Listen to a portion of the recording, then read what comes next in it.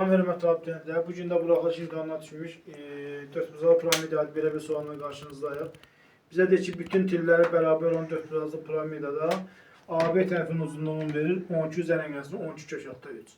Əvvəlcə biz baxmalıyıq, bütün tillər bərabərdirsə, demək, əgər kvadratın tərəfi A-dırsa, bizim bu piramidanın bütün tilləri A olacaq.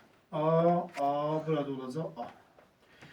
Demək, biz bərabər tərəfli üçbucaqda biz demişdik, tutaq ki, buna bir dənə H desəm, hündürlük bərabərdir A köşəkdə 3 bölünsün 2. A köşəkdə 3 bölünsün 2 demək. H bərabərdir A kök altında 3 bölünsün 2. Buraya yazıram A köşəkdə 3 bölünsün 2. Bura A köşəkdə 3 bölünsün 2 isə burada A köşəkdə 3 bölünsün 2 olacaq. Burada bildiyimiz kimi kvadratın tərəfi A-dırsa, bu tərəfdə buna paraleldir və A-ya bərabər olacaq. Bu tərəfin uzunluğu A-ya bərabər olacaq. Ümumilikdə AB məsafəsi, yazıram AB bərabərdir. A köşəkdə 3 bölünsün 2. Üzərinə gəlsin A. Üzərinə gəlsin A köşəkdə 3 bölünsün 2. Bərabərdir. Bizə verir 12. Üzərinə gəlsin 12 kök altında 3. Bunları toplayanda A köşəkdə 3 bölünsün 2, A köşəkdə 3 bölünsün 2 gəlində bizə verir elə A kök altında 3. Üzərinə gəlsin A. Yazıram A. Üzərinə gəlsin A köşəkdə 3 bərabərdir 12 üzərinə gəlsin 12 köşəkdə 3.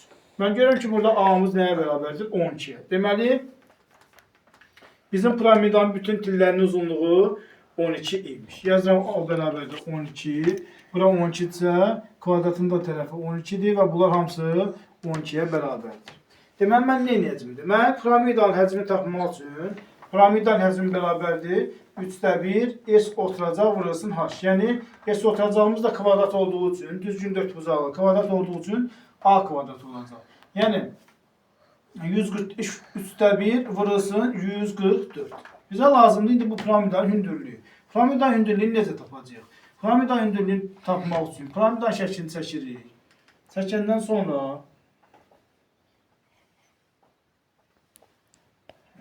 biz demiş ki, kvadratın tərəfi 12 tapmışlar. Kvadratın tərəfini 12 qəbul edirəm. Buradan bir piramidanın hündürlüyünü çəkirəm. Həmin piramidanın hündürlüyü biz bilirik ki, kvadratın diagonallarının kəsişmə nöqtəsinə düşəcək, yəni yarısına. Biz dedik, kvadratın tərəfi 12 isə, bunun diagonalı eləyəcək 12 kök altında 2. Yəni, bura bütün 12 kök altında 2 isə, bura qalacaq 6 kök altında 2. Piramidanın teli də 12'yə bərabər olduğu üçün, bura 6 kök altında 2 isə, deməli, Pifagor teoremini də tapa bilərik. Belə də tapa bilərik ki, bura 6 kök altında 2 isə, deməli, bu bərabər yəni düz bucaqlı üç bucaqdır. Yəni, 144'dən 72 qalır. Burada 6 kök altında 2 edir. Biz tapdıq ki, piramidanın öz hündürlüyü 6 kök altında 2'yə bərabərdir. Piramidanın hündürlüyü 6 kök altında 2 isə, yazılır bura 6 kök altında 2 bərabərdir.